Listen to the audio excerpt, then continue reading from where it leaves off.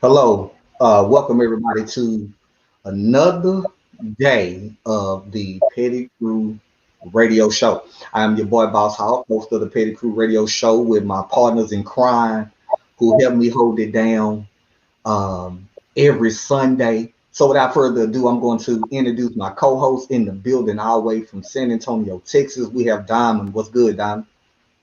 Hey, nothing much. It's Diamond in San Antonio, Texas, and I'm ready to get it started for the day. Already, I see you lit. Also in the building, we have our first lady of sports, Roz. What's good, Roz? Hey, how y'all doing out there? Listen, we have a great show. So let me let you know a couple of things we're going to be talking about today. For you guys who have been watching on the news, a story out of Georgia, a company called Kids had to come out and make a corporate, their corporate released a statement due to a viral photo. A father posted a photo, I believe, on Instagram showing everybody eating but the black kids. So we're gonna jump into that. We're also gonna be talking about Donnie McClurkin. Everybody know who he is. He is the famed gospel singer, 61 years old. He recently did an interview and he stated that he feels like he will be alone for the rest of his life. And so we gotta jump into that. We're also gonna be talking about Texans quarterback Deshaun Watson. If you have been following this story right now, I believe there are 22 or 23 people who have accused him of sexual misconduct during massages. There are no criminal charges that are going to be filed against him so far. However, he does have a lawsuit from 22 women who are accusing him of sexual misconduct. So listen, before we get started, please make sure you guys uh, like today's show. Please make sure you reshare today's show and have people to come in on it. We would like to get your thoughts on today's show. So join the conversation. But before we get started, man, you guys seen this brother Hubert Davis. For years he played in the NBA. Uh, he was recently named head coach for the University of North Carolina, the Tar Heels. That is the legendary school in which Michael Jordan come from, as well as other well-known players and players who went on to play in the NBA. However, we're talking about him first because he had a very strange and odd interview, and it caught the attention of basically the whole world. It's been all the time in sports this past week, and so I want to know the thoughts and get the thoughts of the people who are watching as well as my co-hosts. And so I'm going to play this video. And to set up this video, basically he was asked by a interviewer, how did he feel about being the first black head coach? And so we're going to pick up where he's actually responding to that question. And so I'm going to pull up this video and we're going to watch it and we got to talk about it. I just had to say something about it. So here we go. It is significant. It's significant that I'm African American and I'm the head coach here. It's significant. I know that in terms of Division One head coaches all around the country, only 26% of the head coaches for Division One men's basketball are compromised by minorities, specifically African Americans. I know that it is significant that I'm the fourth African American head coach in any sport in the history of the University of North Carolina. I'm very proud to be African American, but I'm also very proud that my wife is white, and I'm very proud that my three beautiful, unbelievable kids are a combination of both of us. Well, all right. You guys have seen this clip that is making its way all around social media again. The interview was about 30 minutes. And you would think in a regular interview, as any coach would be asking regular questions going into the season, how you felt, blah, blah, blah, blah. Of course, him being a African American and the first Black or African American head coach, the question was going to come up, how do you feel about being the first Black head coach of this basketball team? And again, he stated he's the only fourth Black coach in the history of the University of North Carolina. If you don't know the history, go back and see when they was established. We're talking about, I believe, over 100 some years. That's just how long the University of North Carolina has been around. And I want to know y'all thoughts about that. So I'm gonna turn it over to the first lady of sports. Let me know what your thoughts about it before I turn it over to Diamond. Well, it's a double fold. I think he's trying to get in front of it because he knows that when he became head coach, some background digging was going to come up, and he has a white wife and mixed kids. I don't understand why he said, well, I don't want to say I don't understand. I think, I don't know why he wanted to put his wife and his kids out there. I don't know if he was just trying to deflect. I don't know if he knew that once he got out there, of course, that was going to cause more attention to him. He's proud to be an African American. He's proud to be married to a white woman, and he's proud to have mixed kids. I have no idea what that have to do with anything, my opinion on it. I don't know if he was trying to get in ahead of it. I don't know if he was trying to squash everything that's going to come with it. I have no idea. I think you need to sit down again and maybe just talk about that, since he really didn't say a whole lot about what he planned on doing with the season. That's my approach. Diamond, talk to me. What's up? What's your thoughts about that video? You know what? To me, just me, I thought it was. I don't know. I'm like ROSZ. I don't understand why you brought it up. Like, what was the significance? You're talking about, hey, you're a head coach at this university. Your wife being white, what she had to do with it, I don't know. Your kids being biracial, what they had to do. I don't feel like there was the time or place for him to even include that. I feel like it was very insignificant. But at the same time, it makes me wonder, what is the meaning behind you saying that? Because it could lead to so many different things. You know, as a African American woman, you could be offended. Like, okay, are you trying to say something about African American women that you're with a white woman, or what are you trying to say? So it's so many different ways you can look at it and interpret it without knowing the whole story behind his thought process when he brought it up. But personally, I just don't understand what it had to do with the conversation at all. It just felt like it was totally out of place to me. Right. Is that like a deflector, or because he already knew it was coming? I mean, once you become the first Black coach, and then when people start looking into that, and then start seeing that you have a white wife and mixed kids, of course, the opinions and the comments are going to come. That's just the territory. Right. So if he was going to put it out there, I think he should have probably elaborated maybe a little bit more with the point of, all of that he was saying. That's the part that I just don't get. Maybe if somebody asked him, what about you being the first Black coach, but you're married to a white woman, then you've done your research or you prepared a statement for that. But just to bring it out of thin air, I guess that's the part that I don't get. Right. And for you guys who are just now tuning in, we just shared the video of you guys that know of Hubert Davis, who has just become the first Black head coach for the University of North Carolina Tar Heels.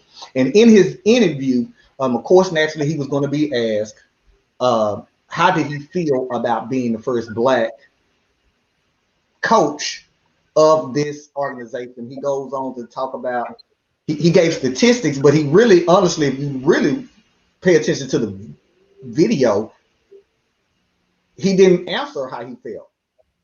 He made a politician statement. You know how most politicians, you ask them a question and they get to talk about other shit.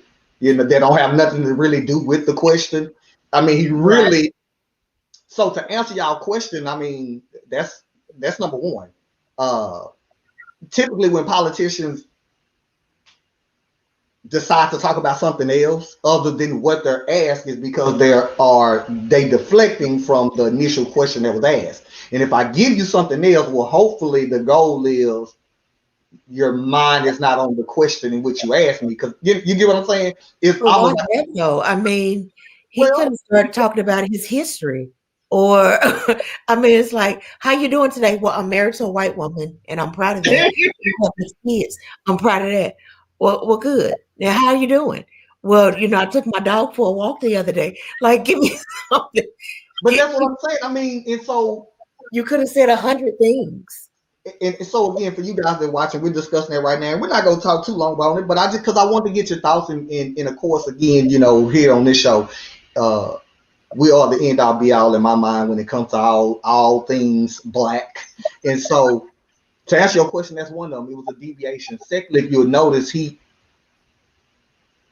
distanced himself from being called black by reframing himself or calling himself African American. And again, you know, if you are black in America here, we have gone through so many different names through the Right. we were colored. We went from colored, well, we was niggers and Negroes to colored to black to African American. But however, in this situation, is odd because you are a black man, and you should have just stayed on course in answering that instead of again deviating, saying I'm an African American as to separate himself from being black. That's two, because that's what he did. So again, I study psychology. I told you I love it, sociology. So I'm thinking when I hear stuff, my mind already started going. What he did is, in my opinion, is he separated himself from being black. I'm African American. I'm not like them black folks or what you consider black. Normally, when you think about black, because we're programmed to do it, is there's a consciousness with being black. You got to go back to a history. You know, when we transferred from being colored to black and all that, there was awakening with us that was happening. That was occurring. So, you know, I'm proud to say I'm black. Right. There's something that comes along with that. Now, everybody wokeness is different.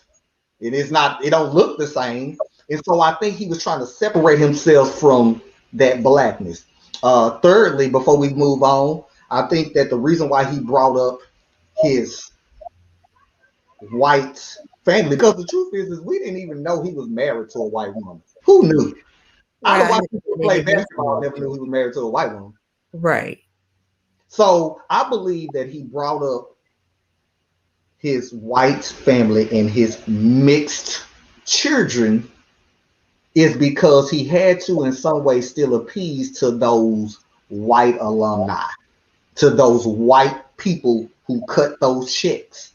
And so what it's called, it would be the equivalent, and I like what somebody said, and we're gonna keep it moving because I don't want to hop on it too long. It's the equivalent of me as a black person saying Black Lives Matter, and then a white person says, well, all lives matter.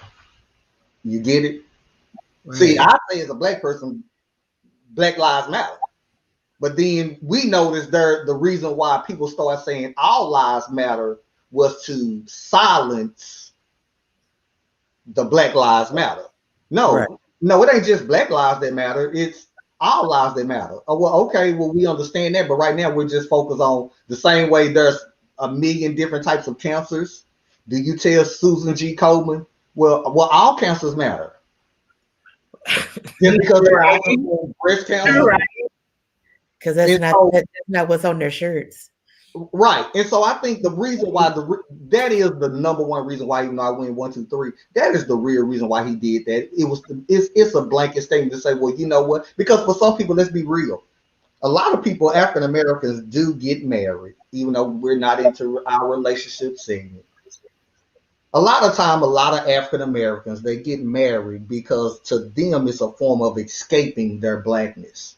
Not saying that people who marry out of their race don't do it for love, but we also have to acknowledge that there are people who believe that if I attach myself to the white culture, I am in a way escaping my blackness. Now you can never escape it, but mentally you can, because now if I moved out to a predominantly white neighborhood, my children who are black, who go to a predominantly white school, they're now in that culture, if y'all follow what I'm saying. And so I think honestly that's what it was. It was one of those all lives matter moments. And so now I don't know whether to support this brother or not, because I'm looking at him kind of strange, like, oh, you that type of brother.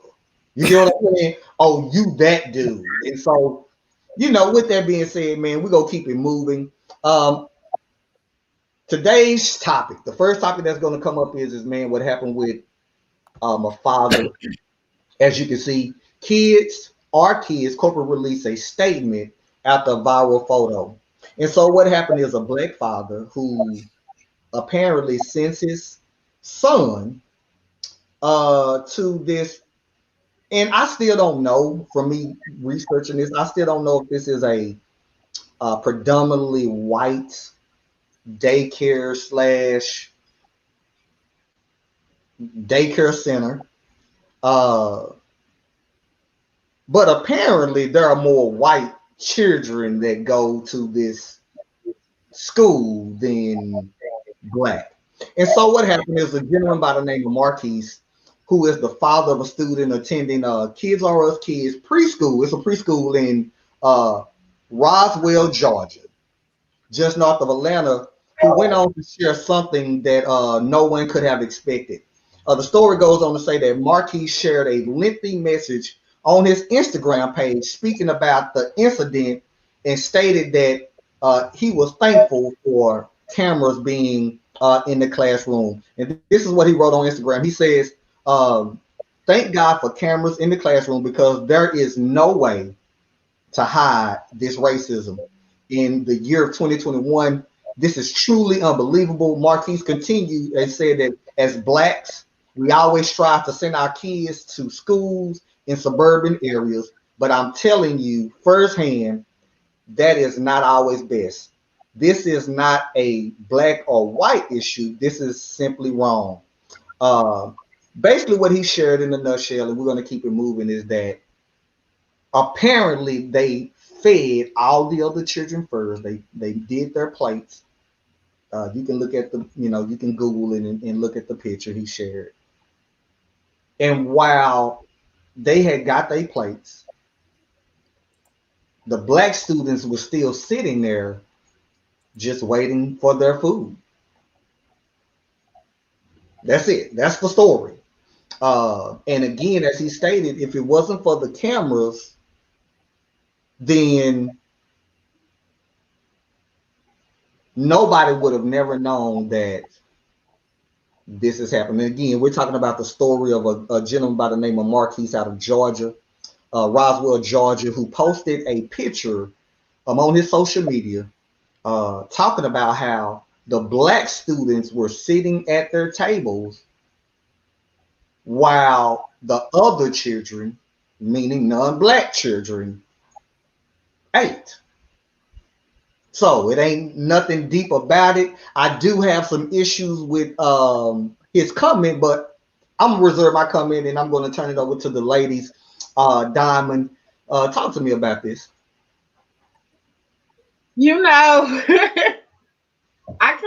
It just, at the end of the day, you feel how you feel. You see what you see. I definitely think it's wrong. I did look at the whole article about the whole situation, and I had the same comment that someone else had mentioned. Like, one was the school, the kids, they said they reached out to the parent to apologize. Well, at the time of the article, you said you reached out to them. The parent said you haven't reached out to them. And then at the same time, where's the comment about what did you do to correct this situation? Because to me, they're steady trying to prove how, oh no, this is not what we do. Look at some other days when it wasn't like this. But at what time did you say, yes, this situation has been addressed with the staff? Because no matter what happened yesterday, today, or tomorrow, we're talking about that day, that time, and that incident. And in that incident, that was totally wrong. Especially as an educator myself, that's something you just don't do to children. Because there's no reason that all of these white kids should be eating and you have these black kids that are not eating. Because that tells me in order for that to be going on, your room is segregated. Because why aren't they mixed? Why aren't there black and white children at this table and black and white children at this table? So I can get it if you're serving the food and this group has their food and they're eating and this one don't. But to actually say, okay, all of these white kids have their food and they're eating and these group of black kids don't have their food and they're not eating. And I don't know if you actually seen a picture because there was a picture actually floating around on this story a while back. I had actually seen the picture. I couldn't find it though. But there was a picture where you could actually see how it was, and they really were segregated in this classroom. And to me, that's wrong. I just don't see, like, why didn't the corporation make a statement on what we're doing to move forward? Because you never heard that. You just heard, well, this hasn't happened on these other days. Look at videos from this day. So I definitely feel like it was wrong. And I applaud the parents, and that's something as parents you do have to do it, especially if your child is in a school where there is video. You probably want to, pull up that tape every once in a while and just check and see what's going on. Even while my children were in high school, I was known to make a spontaneous visit and just show up in the classroom. Not only am I checking on my child to make sure they're doing what's right, but I'm also going to check on the teacher because let's just face it, we have good and bad in every industry, no matter whether you're an educator or not. There's good people everywhere. There's bad people everywhere. And some people are going to do what's right and some people are not. So you just have to be careful and watch all of that in all situations, in all seasons. So real quick before I let ROSZ talk, again, we're talking about kids are kids who are under fire for a video that was released by a brother by the name of Marquise. It doesn't give his last name, that he shared on how all the kids were eating except the black kids. And I'm looking at the picture again. So if you guys haven't seen it, the picture that I'm looking at, we're talking about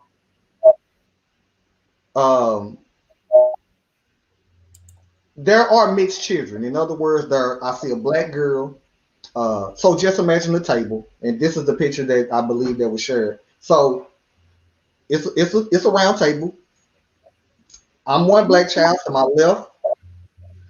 I don't know if he's Hispanic or white, but he's non-black. Black child, non-black child. So there are two black children right across from each other, and there are two other children who are non-black who are across from each other. They have plates. At another table adjacent, there's a black little girl. The rest of the table, they are white. They have a plate and they're eating, literally. And so, again, if you haven't seen the picture, this picture, they're mixed. But again, that's what makes it more worse, because it's not like all the little black children are at one table and nobody's eating. The problem in which sparked the outrage is that you have white children at a table with black children. They're eating in half plates while the black children are just looking on. ROSZ, talk to me, because I got some more information because some things have changed since I shared with you guys this story. But ROSZ, talk to me, because it is what it is. What's up? Well, yeah, I was gonna say that too, because I started following. Well, I didn't start following them, but I started looking at their Twitter page. I think it was, or Instagram page. Mm-hmm. Well, for one, just to hit on the main story, you have cameras in the room. I don't know how often parents check, like you said, Diamond, check the cameras just to see what's going on with the schools or with the classroom of the children. And then reading the story, they never did say anything about the teacher, or if they interviewed her or what she had to say. We didn't get any of that. And then in the next story on their page on Instagram or Twitter, I think it was. So this is one of their franchise. So they let him go. They broke ties with the franchise. They reached out to the parents, of course, and they said they were going to try to help all the parents that may have been displaced from that, but they're no longer associated with that particular campus corporate umbrella. Further looking at it, because they have them all across America. So further looking at them, they have gotten a lot of negative reports when it comes to mistreating children. Here in Mansfield, I think if you look on their Facebook page, here in Mansfield, they have on their Facebook page, they have about 7 or 8 negative comments under the mistreatment of non-white children. One parent said that her child was there for a month, and in that month's time, he came home 3 different occasions with 3 different stories about how the teacher was mean to him. And mind you, this is a 4-year-old. So my teacher was mean to me. And she even went up there, watched the tapes. One point, the teacher kind of pulled him, set him down hard in the chair, pushed the chair up, and you can see the little boy grab his side. And then he mouthed to the teacher, that was me. So this is just not a one instance thing with this particular learning facility. It's like, I looked at like 3 or 4 of them, and they have some negative comments when it comes to teacher-student relationship that are non-white. So that's a concern for me, because the only corporate umbrella is saying that, well, we've disassociated ourselves with it, but they still have your name, and that's still a negative connotation toward you and your organization. I'm sure you have something in your paperwork when they signed on for you about misconduct. So why are you not doing anything past it, especially if you can clearly see, we only got a picture. I want to know what time the place was set down. When did the Black kids get their plates? I want to know more information about the timeline of it. Has this happened before? Because he did say in the other article that they went back and watched some of the video, and this seemed like to be an isolated situation. But that's kind of hard to believe. If so just on this one particular day, she decided, or whomever decided, I'm not gonna feed these Black kids until every other kid in the room has gotten their plate. So I want more information on it, and I left a comment under their thing too as a follow up, because I want to see if somebody is going to respond about. So when were the other kids? Where is the rest of the video? What has happened now besides you just disassociating yourself with that particular location, because they still have the brand name. You're just not associated with it anymore. Well, and I think this is where a little confusion might be at also. Here's some things again, when I'm looking at these stories, I start keeping in mind, because, I get a ton of stories, and so I got to read something else because something is always developing. Well, first and foremost, you are correct. Later, they did say that after further review, they ended its contract with the preschool where the incident took place. So that tells me that what this kind of company does is partner with established preschools, and they might somehow provide some type of, I don't know. I didn't look in who our kids are. So they're like a McDonald's, and no, but you can franchise them out. So if you go to their corporate website, it's all kids are kids at different locations. So they I can go buy a kids are kids as a franchise under mine. I think difference. I think this is different because so you use the analogy of McDonald's. Now they franchise, but you follow. Regardless of its franchise of its McDonald's own, you're still going to follow the rules and regulations. You're going to buy my stuff. You go, now the difference is now part of the check will go to that person that owns or franchises that McDonald's. I think here and I'm just talking about this situation. it looks like because when they end their contract, the preschool is still there. Right. And it's still operating under that name. Okay, see, I guess that's something I got to look into, because when somebody says I'm removing the contract, it's okay. It's almost okay. You know what? A better scenario. You're a sports person. The Cotton Bowl is a classic example. Right. So the Cotton Bowl will always be the Cotton Bowl Stadium. But what happened is the Cotton Bowl organization, the ones that have to say so where the game is going to be and all that other stuff, they removed themselves from the Cotton Bowl. That is the reason why the Cotton Bowl now is held at Cowboy Stadium. So at the Fair Park, it's always going to be the Cotton Bowl. Everybody, it's still the name, the Cotton Bowl. But the Cotton Bowl game is not at the Cotton Bowl anymore. The Cotton Bowl game are the people behind it. I think this is that kind of situation. I think that's what you're trying to say. That's a better analogy. Kids R Us removed itself from the preschool, even though you guys are still going to bear our name. You're Right. no longer affiliated with us, whatever the case may be. How have you been operating? It seemed like it's like that type of partnership, because the preschool could have had a different name. You get what I'm saying? And it was changed to Kids Are Kids to fall under that umbrella of Kids Are Kids, because I don't see how a preschool could still function with the people who are behind it remove themselves from it. You get what I'm saying? Like how because they're still going to function. They're still going to have the same teachers. They're still going to have the same, whatever it is that they have, just without, I think, the bagging of Kids Are Us. And so I'm with you guys. The fact that we don't know if the teacher was ever disciplined leaves question marks. The people behind her that actually, the head people there haven't came out with any statement. You know what I'm saying? We don't know we don't know who was over this class. Right. Because like they didn't even put that they interviewed her or what she had to say. Like it was just the corporate office and the dad, and that's it. Right. It was like, what?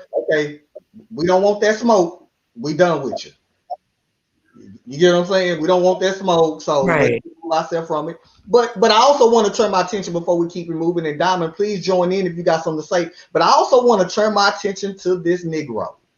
I wasn't gonna let him slide. Yeah, I'm a black man. I can't let another black man slide with his statements. There was some question marks in his statements for you guys who are watching. We're talking about the story of a brother by the name of Marquise who shared on Instagram how his child, along with other young black children or children of color, were left out of the eating lunch time. Everybody else got their plates except for all the black kids. And we focus on Kids Are Us, but now we need to turn our attention to this black brother. And here's some things that I saw that maybe you guys didn't see in his statement. He says, "This is truly unbelievable. You better know this won't be the last time you hear from me on this." He pinned in the caption. He says, "Why does every white kid have their food? Not one black child has food in front of them. Thank God for the cameras, blah, blah, blah, blah." But before that, he had made a statement about how, here we go, as blacks, we always strive to send our kids to schools in suburban areas. Red flag number one, I had a problem. I've never sat around men and women who talk about, when my kids grow up, I want my children to go to schools in suburban areas. Because what he's saying is, when we grow up as black folks, and not all of us, but some of us, well, no, I take that back. What he's saying is, because he painted a brush over us. This is why I have a problem. What he said was, when we grow up and when we have children, what we want to do is we want to get our children out of the situation we're in, and we want to move to a better place in suburban areas. And suburban is no more than code word for white. And we want to move our children out of the areas in which we're in, and we want our children to go to suburban schools. I took an issue with that because that's not true.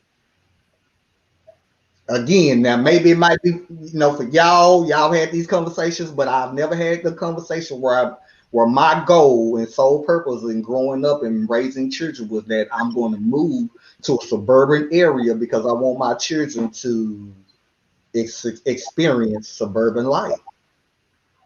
My second problem was, he says, this is not a black or white issue. This is simply wrong. That's my second issue with his statement. That's not true. It had everything to do with being black and white. Otherwise, black children would have got their food. And so I hate when I hear people say, I don't see color, because that's a lie. And that's what he was saying. This is not a color thing. This is just completely wrong. Well, the obvious is, of course, is wrong. Because it would be wrong if all black children got a plate and the non-black children didn't get a plate. You see what I'm saying? Right. Right. But it still would have had everything to do with color. Because somebody would have said, why are all the black children with plates and what? Why are all the non-black children? Of course it had everything to do with color, race.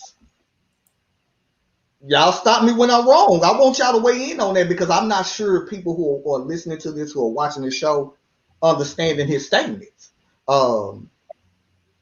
Those were problems for me because I don't strive for that. Me personally, I'm not striving for that. I'm not saying, my goal is, me buying a home and I want it in the suburbs. I can buy a home where I'm at. Come on. Some people do though. They think that moving their kid from one particular area to another gives them a better chance, and sometimes, yes, it does. I would say that. My daughter was in private school because I just didn't like the school district that we were in, so she was in private school a good number of times. I'll be the first to say that, and she was in private school up until the 9th grade, I believe. So, and it was because I just didn't like the school district that we were in. I don't think that every suburban school is the best. I don't think suburbia is the best for all.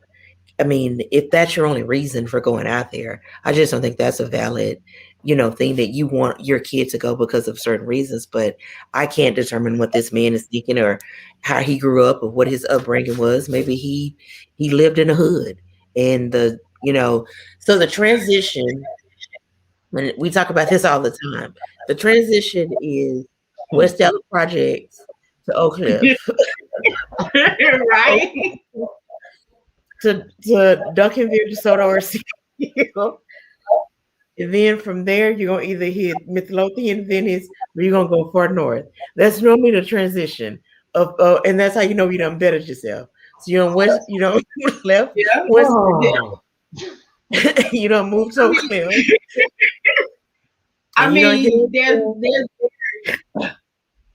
But be honest though, is that not the transitional phrase? No. Let me say this, Diamond.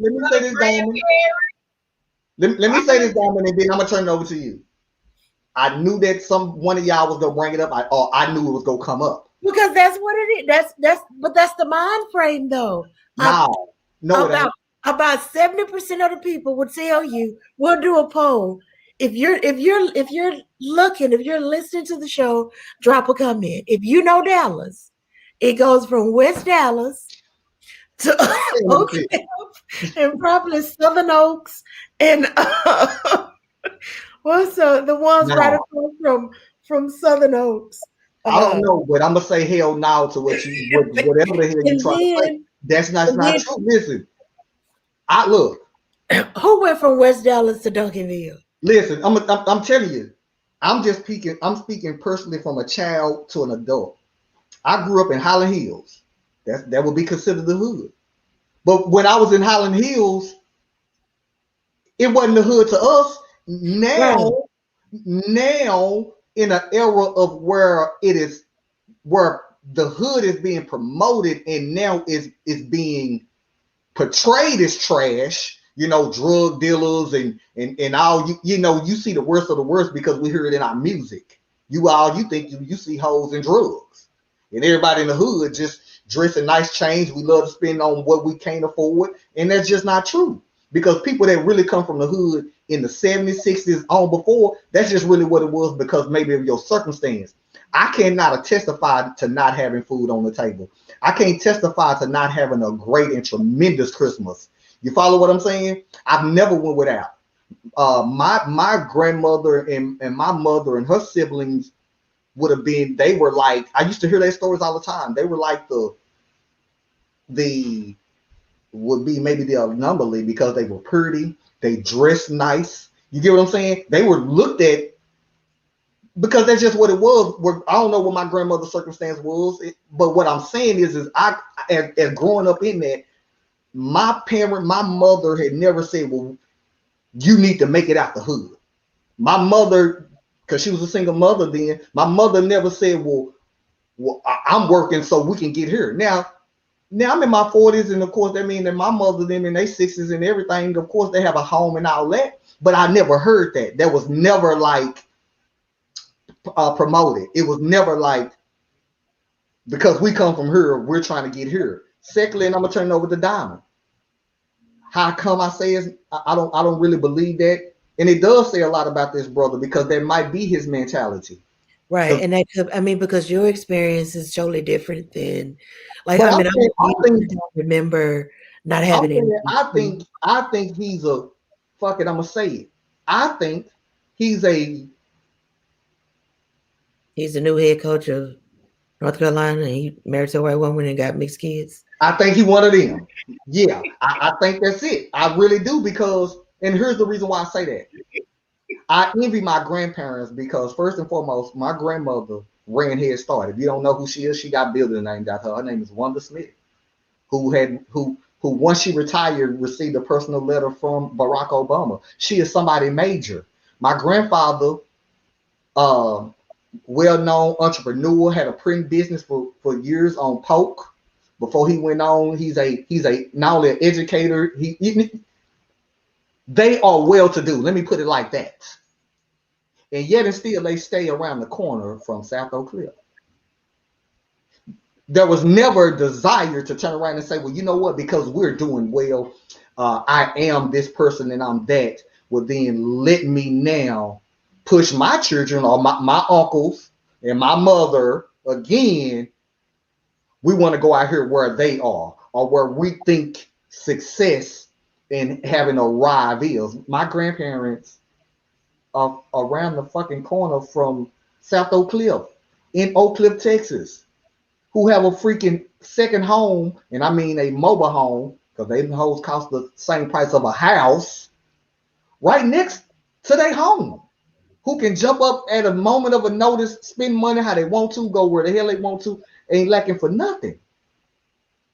And yet, their sons, their children, my mother graduated from South Oak Cliff. My uncles graduated from Skyline High School. And they were all successful. Whatever you consider successful is. Talk to me, Diamond. You quiet over there. What's up? Well, I think it definitely goes with what you know and what you're used to.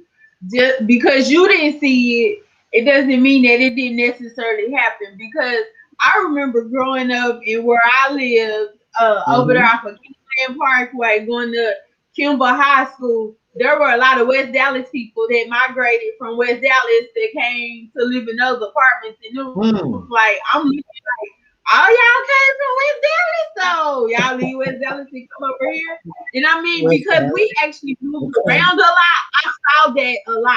When I lived in North Dallas, the area I lived in by Bachman Lake, guess what? We had a whole lot of West Dallas kids being bussed over to the school. Not even to mention, if you just look at Dallas as a whole, how many of us that did not go to our home schools and did ship out to another school because for whatever reason we thought that was a better school or that school was over here. Look at how many people from Oak Cliff transferred and rode the bus to get to Hillcrest High School that was considered to be in the good side of town or whatever. And especially in the people in my generations, in our 30s and 40s, a lot of us, yeah, we did stay home, but a lot of us did migrate to the suburbs. Now, I'm not going to say we did it with the mentality of, oh, let me get up out the hood, because I don't think that was the whole scope of those decisions and those choices made. Because when I left living in the heartbeat of Pleasant Grove, in the heartbeat of Oak Cliff, and moved to Grand Prairie, I didn't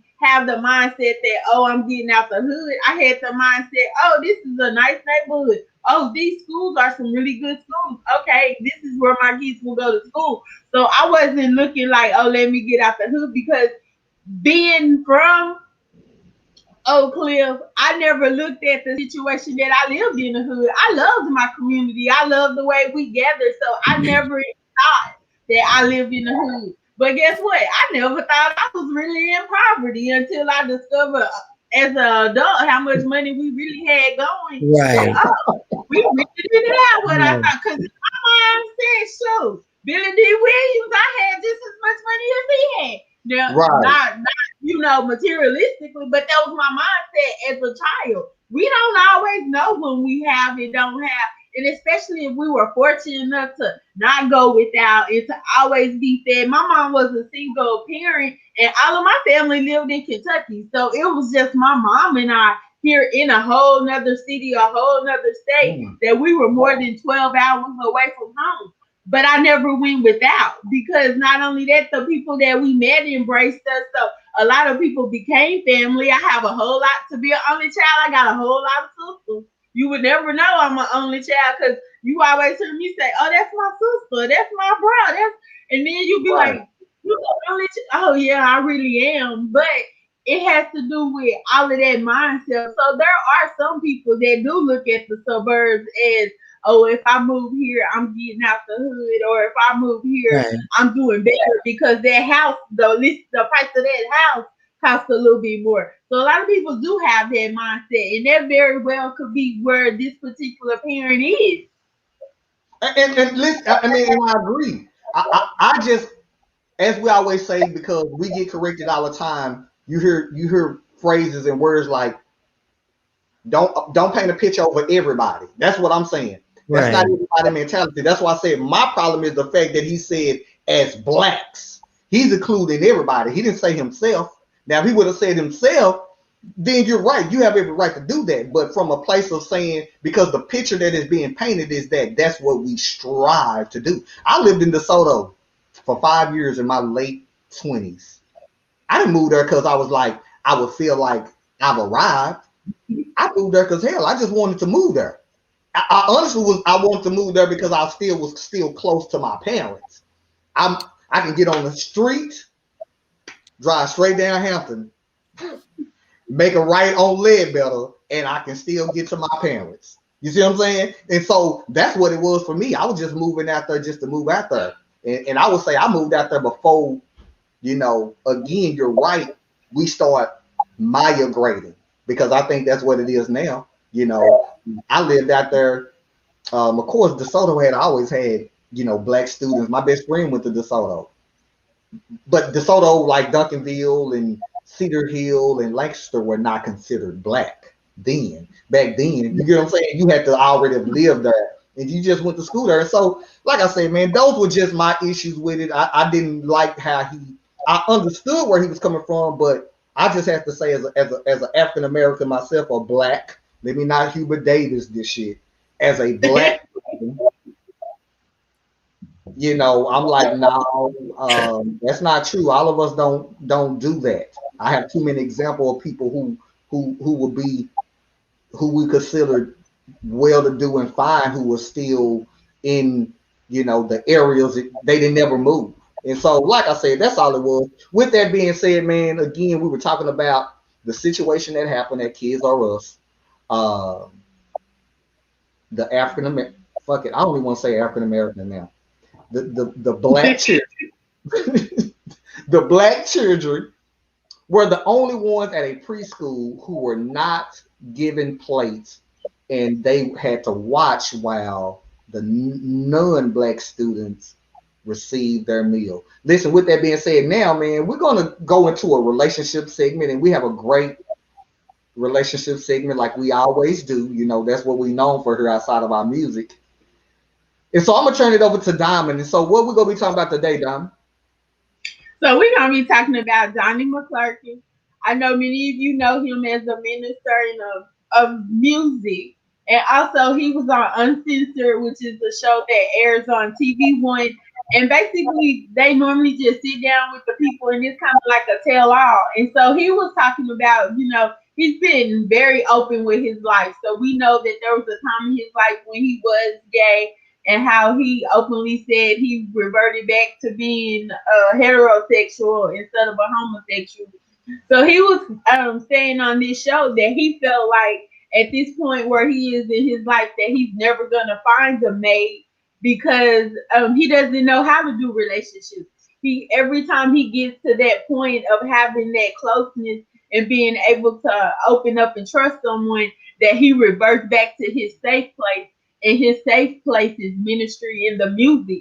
So he was like, I'm never gonna be able to have a family of being a quintessential man that he said about having someone lay next to him and he have his baby lay on his chest and being a father and raising a family, and that pretty much he's accepted that.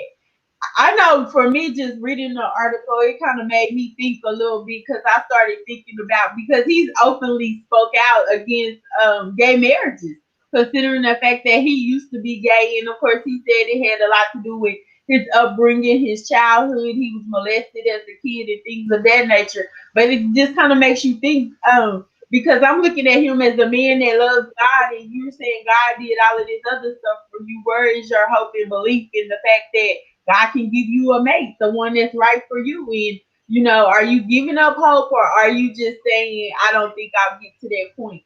So tell me what y'all think. ROSZ, I'm gonna let you have it. I don't know with Donnie. I mean, not his first name. I know you gotta get up and personal when you start talking about Donnie. He's been around for a little bit. We're friends. So when I first saw it, of course, I had another story on there, which is pretty much the same thing. Mm-hmm. But I don't get the he's torn, right, between men and women. And then he say he really didn't know what women wanted at one point in time. But if you're in your studies, right, in the Bible, and you have been delivered from this the first time, what, 10 years ago, I believe, was his first time coming out. Mm-hmm. Yeah. And then you're back into that lifestyle. My thing with that is, well, where's your trust and where's your belief? I don't get it. I mean, I can't say that, his desires or his, his sexual appetite.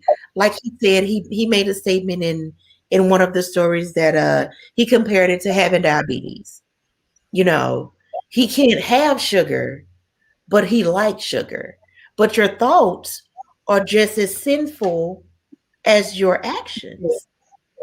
So you're still there. I mean, your mind is there. Your thoughts are still there. So you haven't been delivered.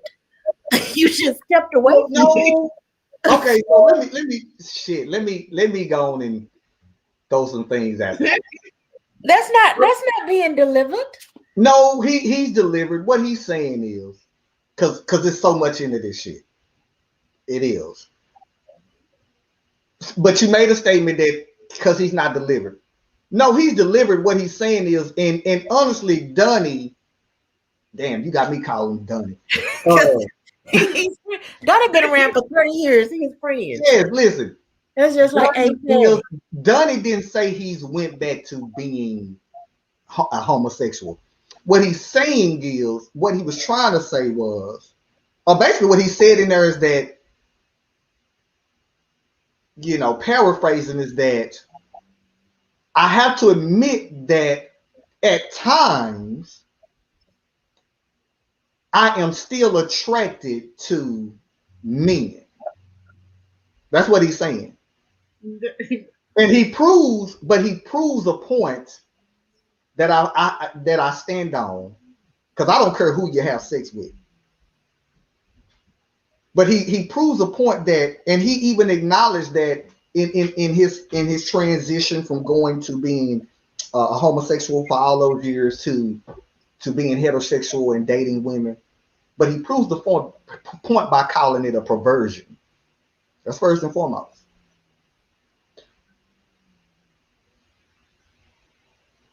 I'm gonna hit on this and then I'm gonna keep it moving, because this is not really, this ain't what it's about. This is not this. It's not about this. What society has done is try to normalize sexual behavior between two people of the same sex. And what do I mean by that? And then I'm gonna leave it alone, because we can talk about it, because I got a video. We're led to believe now, in this whole movement, is that when two people of the same sex get together, it's love first relationship that happens to go into a sexual relationship. That is not true. Since we're talking about the Bible, since you mentioned the Bible, some believe, some don't, but it still don't change what it really is that it is a sexual desire first. Now, what you make out of that between those people, if it's two women and two men, now what you do after that is up to you.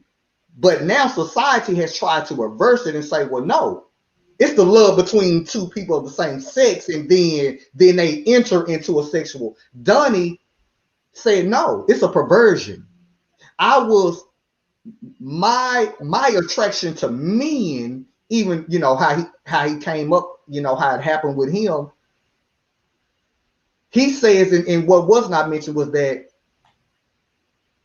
before I ever kissed a woman, he said, before I ever kissed a woman, before I ever went on a date with a woman, before I did anything, I had any encounter with a woman, he didn't say his first relationship was with a man. He said his first sexual relationship was with a man. And then he goes on to say, because he talks about how he was 8, that whole story.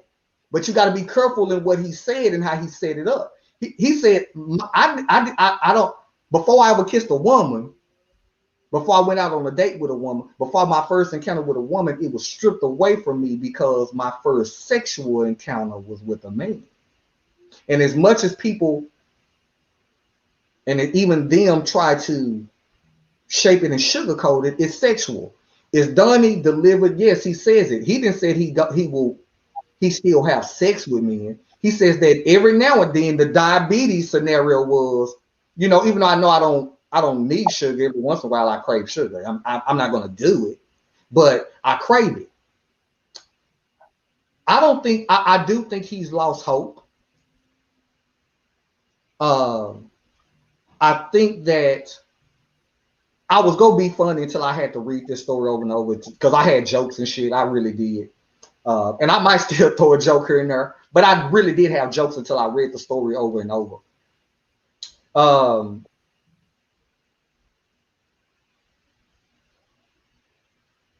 What we didn't hit on, and what he's probably come to realize that he didn't have to say, is that for a lot of women, ask a woman, will they date a man who has been gay for years? And you got to remember, he has been a homosexual for a very long time. Ain't no telling how many sexual encounters he's had, but we know common sense say that he's had sexual encounters. He's admitted them. He might have realized that because of who I used to be now has caught up with me relationship wise. Y'all follow what I'm saying? Yeah. Because you got to be real. How many women, because Roz, we've had a similar show, kind of, because you can't escape this part of the conversation. Right. But how many women look at him and think in their mind him in a sexual encounter with a man, and that is now a turnoff. You follow what I'm saying? Right. Do I really now want to be in a relationship with a dude who's honestly and admitted that every now and then I have that thought? So let's think about how a woman would feel getting into a relationship with him. Because mind you, this dude, listen, if he was, we gotta be real. If he was never gay, women would be dropping at his feet. Let's be honest. He got the bread. Well, why don't nobody want to be with you? I don't think all of it is him as he's trying to, make it seem. You get what I'm saying? Like, I don't know how to have a relationship with women. I don't know what women want. Hell, that's all men, nigga. Welcome to the party. That's all of us. I'm 42 and still don't know what the hell women want. That's something you learn. But he also have to recognize and understand that a lifestyle that he used to live has now caught up with him. We say it all the time. What you sow, what's the rest of that statement? What you sow, you reap. So you don't reap. You sowed a life of that behavior that is now caught up with you. You Donnie, as many boppers in the church world, you can't get a woman. No, the truth is that probably for women it's probably hard to digest jumping into the relationship, because now she got to worry about not just women. They got to worry about you turning your head to a dude. Another example of this, because there are people who are bisexual who are in relationships, and y'all can jump in anytime. Andrew Gillum out of Florida. Remember, he was running from governor. Y'all remember the story where he got caught in a room with a male escort. Coke, drugs, but he was a married man. Right? He was forced in a year later to come out. But remember, he got a whole wife, he got a whole children. The same thing Donnie is talking about. I want my family. That's what I'm missing from my life is my family. It's not that you can't have it, but guess what you got to have? I'm going to say this, and then I'm going to turn it over to y'all. My mentor, and I can say this shit because he done finally came out. My mentor, who happened to be a gay man, told me when he was in the middle of that mess, he said, bro, that dude is gay. We've been knowing he been gay. We just now finding about the situation when it hit. He said, this picture right here, that's him. He had already told me, hey man, that dude already been gay. We found out a year later because now he was forced to come out. Donnie is going to have to find somebody who will honestly be accepted. Oh, I'll put it like this, who's in the same boat as he is. You follow what I'm saying? Mm-hmm. Like, you're not going to find a heterosexual woman to settle down with. It is just not going to happen. Why am I saying that? The other part of that Andrew Gillum story is that what people don't know is that she's in that same life too. Yeah, you heard it here first. That's why she's acceptant of it, because she always knew that he was gay. Y'all follow what I'm saying? Mm-hmm. Or he's bisexual. So yes, because I'm in that lifestyle too, yes, we can come together and we can make children and have a family, pretend that everything is everything, while he had always been living a second life. You see what I'm saying? It ain't like she didn't know. But now again, she got to sit right there beside him and play Miss Jackson in this case. You know what I'm saying? And play along with it. But she knew. Donnie again, man, and we're going to keep it moving. Donnie has to, and it might be hard, for Donnie to have that relationship that he's trying to have. He's going to have to really get with a woman who has the same story. You see what I'm saying? Who come from that background. She might not deal with women no more, but who can understand him. You get what I'm saying? Who can look past where you been. we have what y'all call them double standards. This is a classic double standard, right? Ask a man, would you date a woman who used to have a relationship with women? Yes. That's 9 times out of 10. Yeah. He's gonna say yes. He's gonna say yes. Because as men, we kind of view that differently. Because at the end of the day, in our mind, we thinking, because I'm a guy and I can tell you one thing I'm thinking, she didn't penetrate you with nothing. What she use? Some material? You know, like there's no real soul connecting in that relationship like that. Maybe from a mental but from a physical standpoint, what you doing? It ain't much. Come on, Rod, because I see your ass. You want to say something. So I don't think that the problem is, well, okay, yes. The problem is that he's been with a man, because you can't compete with that. Yeah, I mean, there's no competition with it. There's nothing I can do for you that this man has done. Like it's just that's how I look at it. Two is he still have those tendencies. So every time we're in a situation, we're somewhere, not me personally, but just think about it. Whoever this man marries, whenever they go somewhere or whatever, and there's a man in the presence or, whatever happens, she may be thinking in her head, is that the one he like? Right. So it's always that same. I mean, just like if you know your man, if you're in a heterosexual relationship, if you know your man like big ass, and you see the big ass coming, he gonna look. let me go ahead. Let me look this way so he don't have to bend down and tie his shoe and damn near flip over trying to get a peek. So let me just go ahead and turn and look at the bird and let him go ahead and have it. So I think it's that part going forward, because he's saying that that's what he was in the past, and he still has these urges, but he doesn't do anything about it. That's hard to compete with. You can't. How do you do that?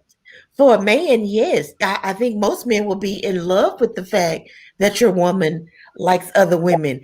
So do you want to bring her to the bed? Hey, I just want to help you. Mm-hmm. I want you to be okay, and I just be here and monitor the situation. Well, I'm not gonna say that to my man. You want him to come in our bedroom and I just watch? Well, no. Right. So I think that's the hindrance also, is that it's still there. It's still inside of him, and he's never really had that connection with women. Like he said in the article, he didn't know what women want. He didn't know how to date them. It wasn't a part of him. He don't know. So now I'm not only in competition with this man, but also with you to try to figure out, do you even know what to do for me?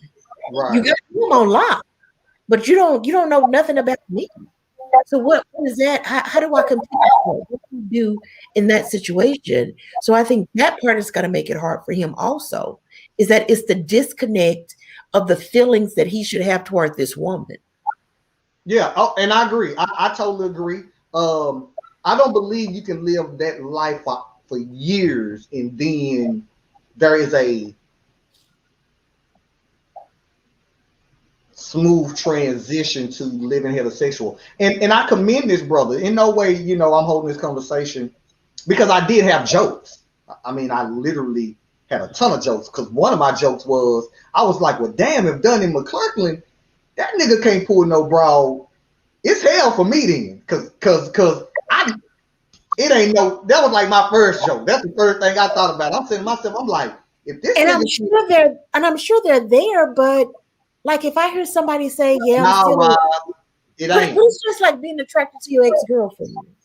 You're gonna always have her over here. She will always be in the back of your mind. Well, then what am I doing here? No, Roz, I'm telling you, listen, this dude, it's hard.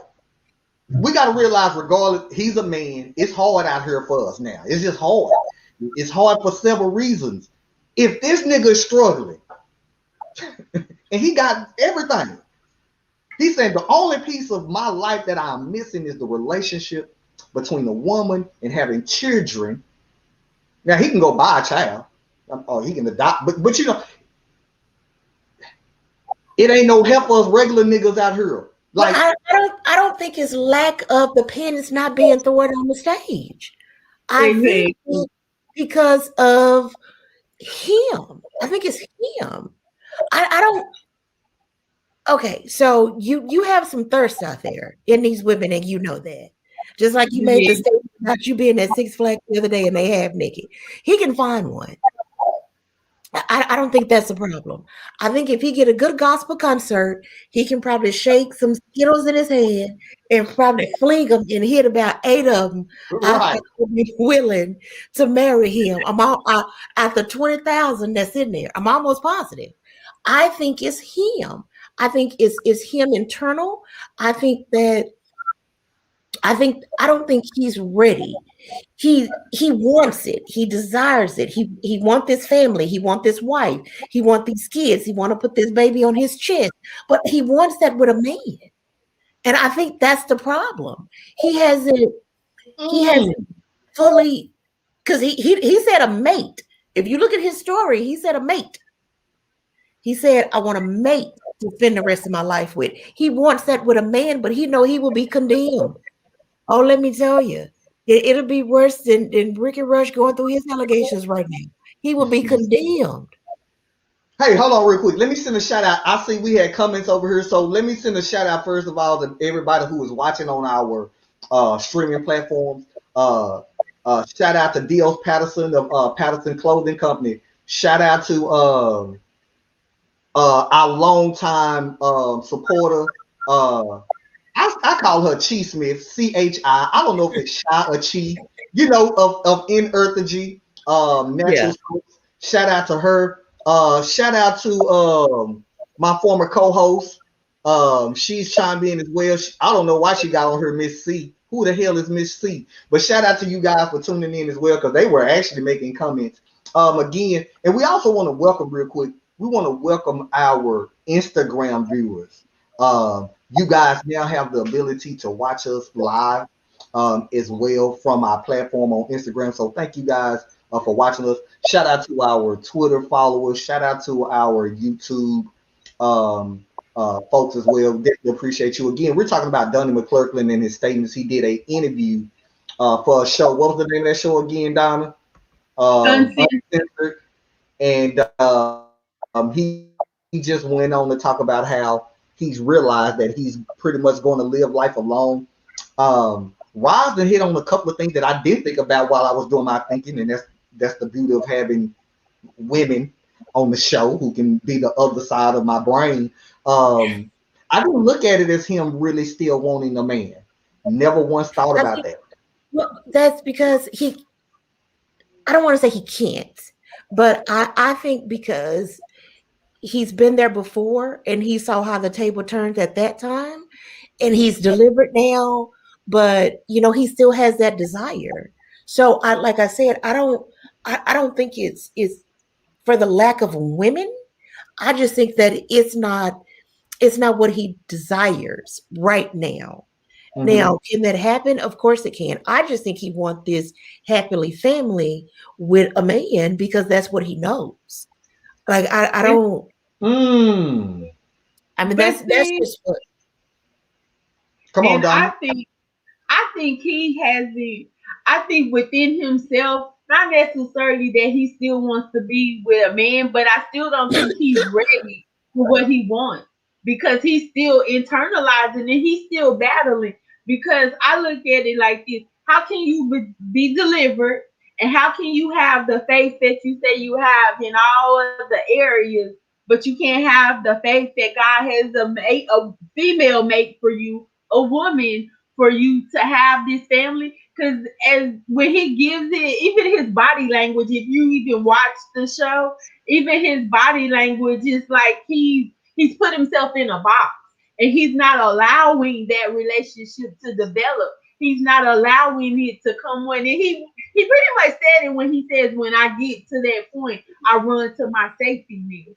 So you're not open all the way up to even allow what you want to happen. That's like me wanting $1 million, but I'm not allowing someone to come in and help me get that $1 million because I'm scared that I can never have $1 million. So I don't think he's fully reached within himself to allow for it to manifest.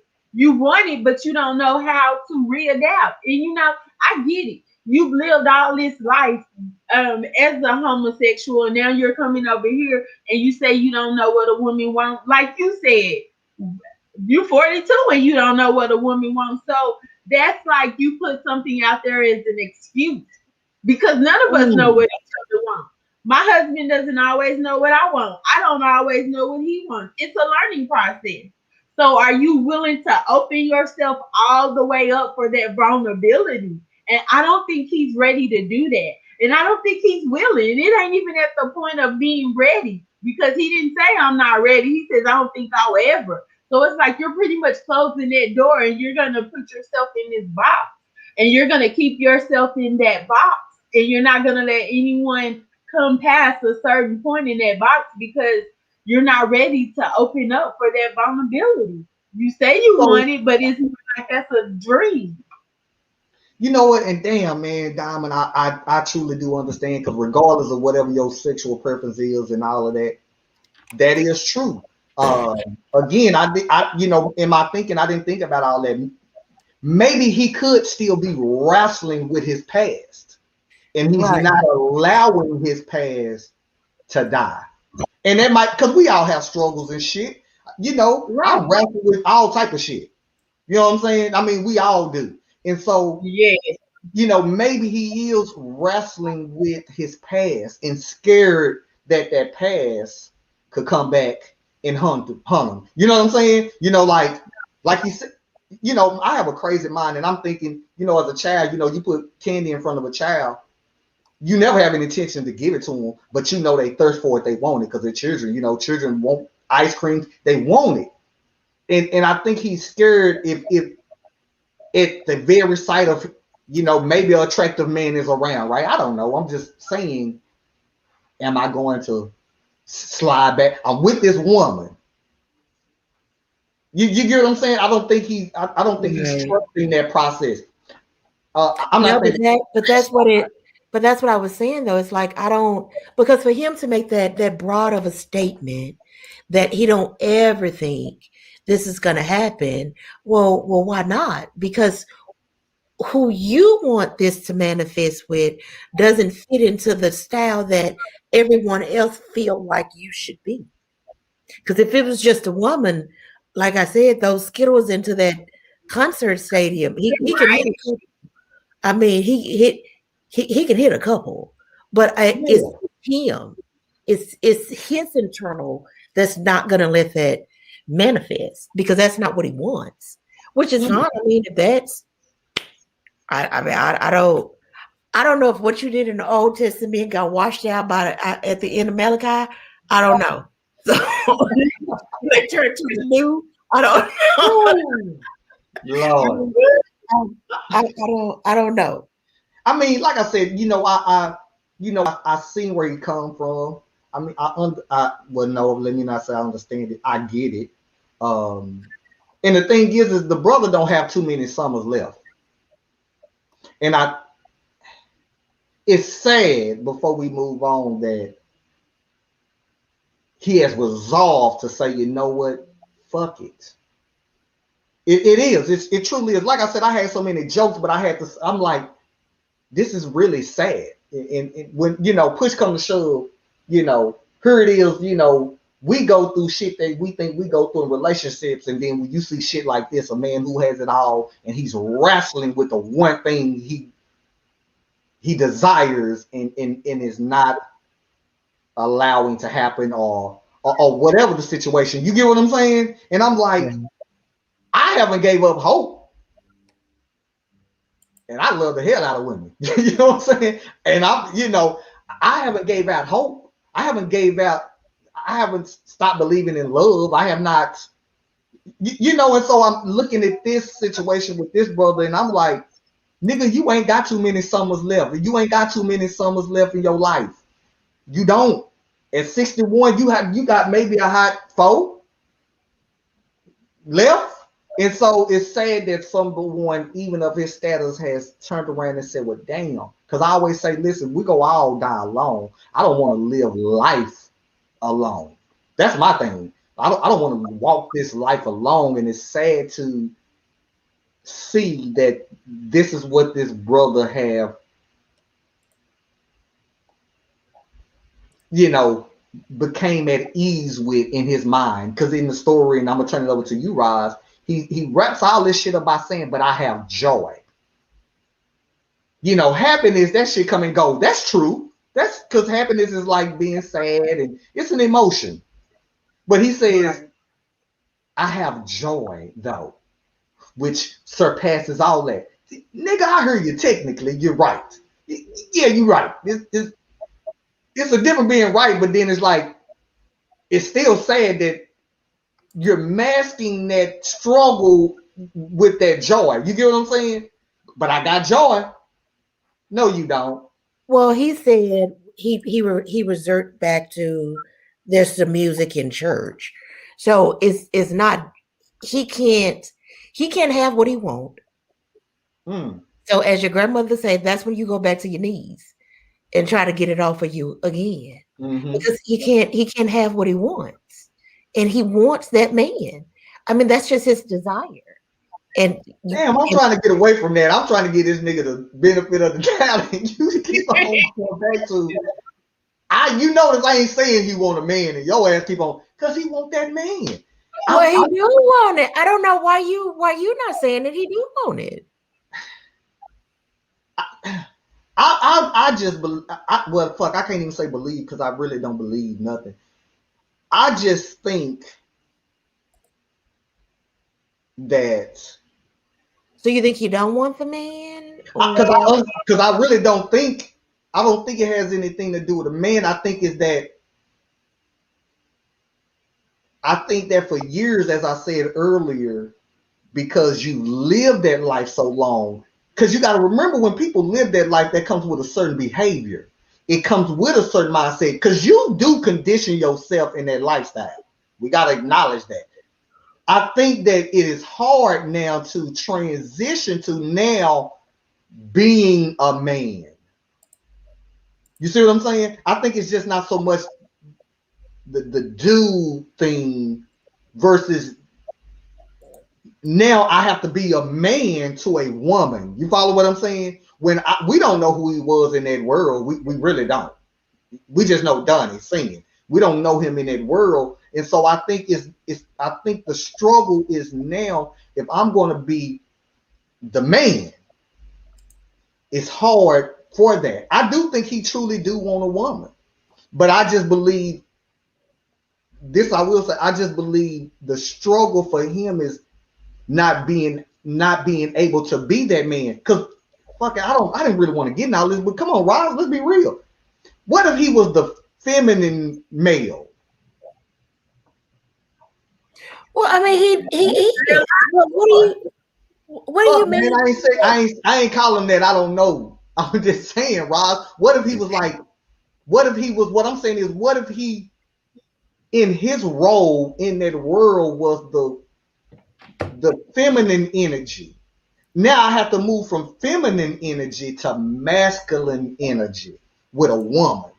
You follow what I'm saying? I'm moving from the feminine, where I've been living for years, to now, because let's be real, whenever he came out and turned his life around, it ain't been longer than he been in that world. And so what if the wrestle and the struggle is moving from feminine to masculine? You follow what I'm saying? Not so much that I just really want to be with a dude, but how can I be with a woman if I've been feminine?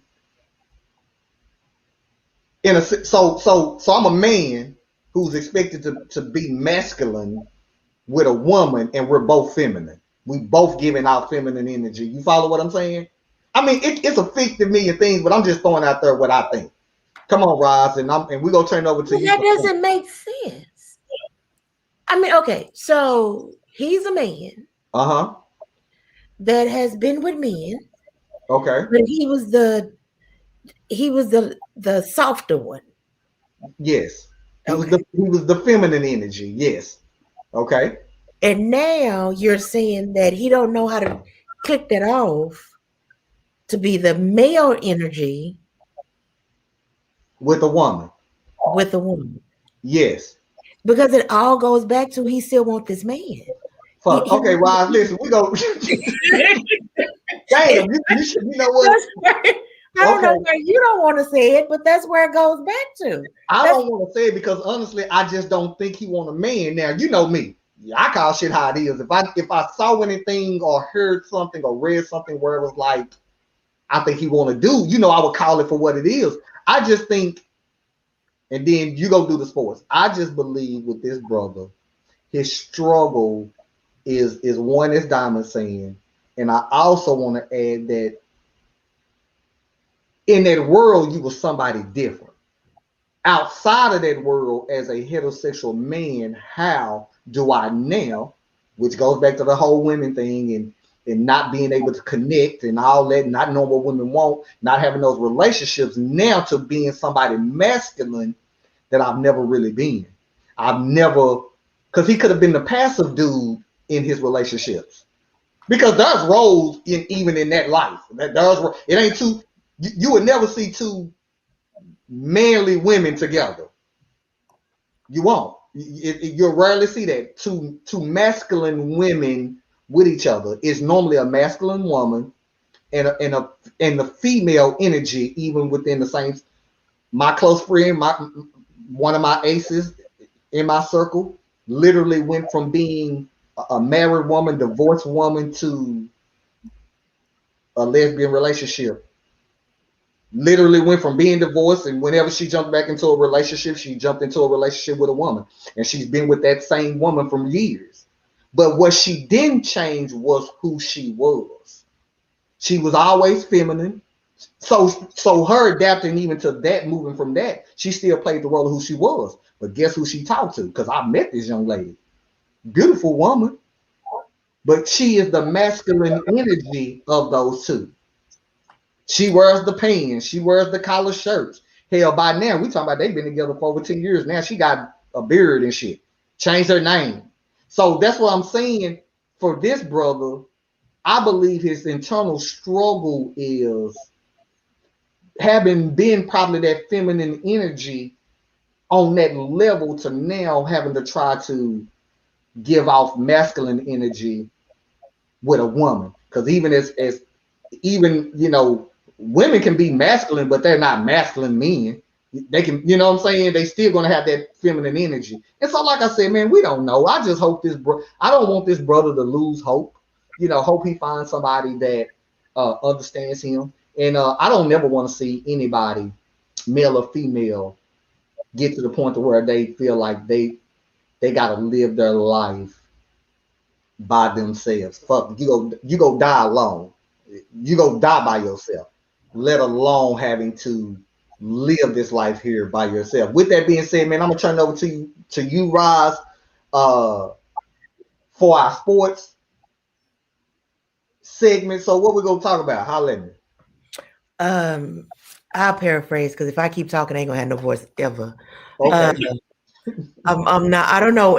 Whenever I get sick, the first thing to go is my voice all the time. It never fails. And then it didn't help that I was in the bushes today either. So, Mr. Deshaun Watson, we've seen him. He has allegations out that he sexually assaulted over 20 women. I think the count is up to 21 now. Mm-hmm. In recent weeks, I read a little bit. 20 women, all service workers in the health and wellness industry, have said they were assaulted by Watson. 25 after he'd hired them for massages during separate incidents in 2020 and 2021. According to lawsuits filed in Harris County, Texas, one additional woman is suing Watson for intentional infliction of emotional distress, bringing the total of 21 lawsuits. Many of the women claimed originally Watson contacted them on Instagram to schedule his massages. And I'll just stop right there because that's enough for me. Yeah. Shit. Because the rest of the story just repeats itself. One is, once again, with these Skittles, you're a professional athlete. If you wanted sex, you can walk out your door, outside your gate, and throw some Skittles and hit about 5 of them that'll give it up to you. Why do you want to go on Instagram, contact these women, get them over to your house to assault them, and then now you're deleting messages off your Instagram feed. You're acting like this is true. This is not true. Oh, saying where there's smoke, there's normally fire. All the women have pretty much the same story, well, at least 3 of them.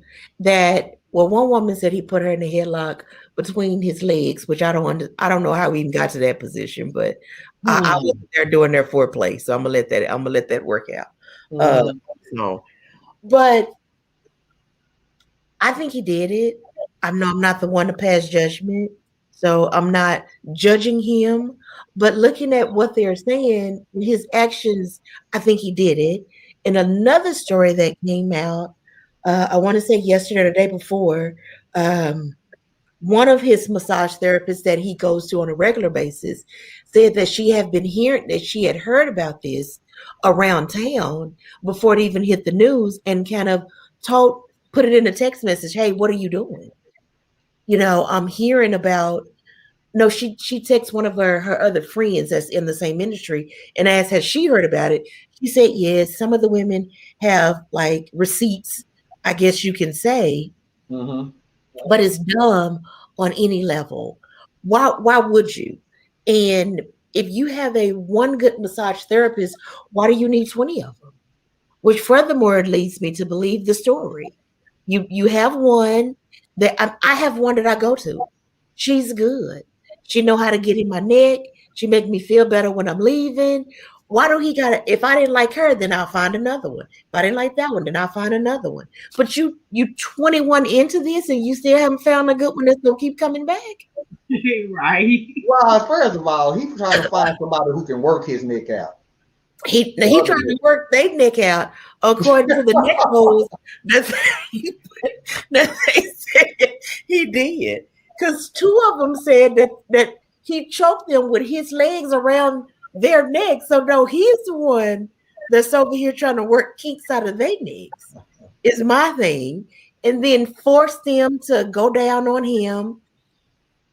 Force them to, and then putting his genitals on. Like it's too much to this for me to even understand.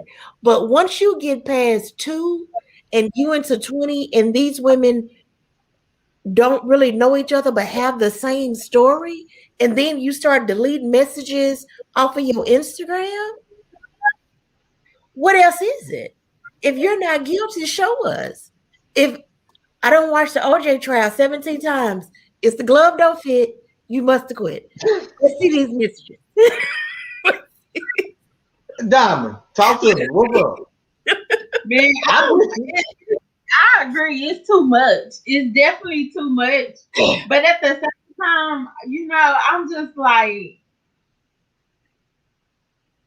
I've been to get massages, and you typically stick with that person that's good. You typically don't need 21 different people within a year's time span to try to find that right person. Not only that, man, all the money you have, I can't even believe you going through. Hold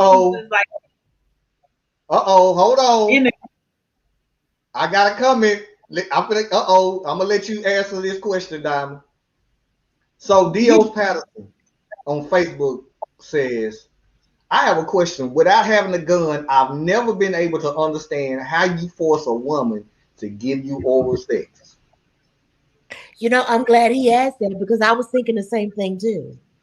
Because if I'm in duress and you got your thing in my mouth, you're going to have some problems. Let me go ahead and put it out there for you. We all going to have problems. Diamond, what's up? I mean, I feel the same way. You're not gonna force me to do what I don't want to do, because if you try, you probably not gonna have one. I'm just saying, you probably not gonna have that joker to force it on anybody. Y'all slipping today. Y'all not catching shit. Y'all slipping today. I was saying, how long do we have to wait? Like my question would be, when you're in this type of situation, see, I have a problem that it's 21 people. Because why did the women before? Why did y'all wait this long to speak out? And I get the being scared. I get all of that. Trust me. Been down that road before. I'm an advocate for victims of sexual abuse and all of that. But I still find it hard to believe. How did you wait so long before you come forth? And why is it that we didn't know none of this stuff till this man said he didn't want to play in Houston anymore? Somebody was hiding stories, and somebody knew something about these stories, and these stories are only coming out because he don't want to be a Texan anymore. Because before that, it seemed like y'all Texans, whoever the person is that own them, you was riding with this. Somebody in the Texas headquarters, y'all didn't just find this stuff out. This stuff was, this old, somebody knew about it. Man, we didn't hear none of. We ain't heard none of these stories. Man said you don't want to be here. So, damn. Okay, you hit on that. That's the first thing. You're absolutely right. Do I believe he did it? Somebody asked that shit yesterday.